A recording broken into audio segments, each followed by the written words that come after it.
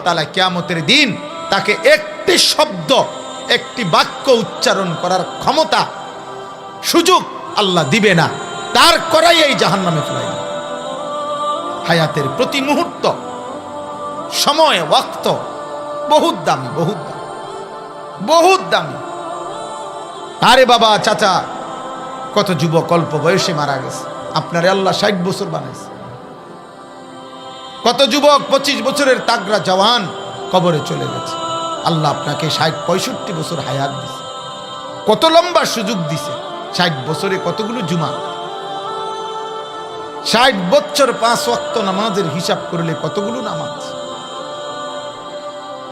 এত লম্বা হায়াত পেয়েও যেই চাচা, যেই বাবা আখিরাত অর্জন করতে পারে নাই, জাহান্নাম থেকে বাঁচতে পারে নাই, জান্নাতের আমল করতে পারে নাই, খোদার কসম, মুসলিম শরীফের হাদিসের মধ্যে আছে, আল্লাহর নবী বলেন, যাকে আল্লাহ তাআলা 60 বছর হায়াত দিয়েছেন অথচ তবুও সে জাহান্নাম থেকে বাঁচে নাই, জান্নাতের আমল করতে পারে নাই, খোদার কসম নবী বলছে আল্লাহ তাআলা কিয়ামতের দিন তাকে একটি শব্দ, একটি বাক্য উচ্চারণ করার ক্ষমতা, সুযোগ আল্লাহ দিবে না, তার করাই এই জাহান্নামে ফেলাই দিবে।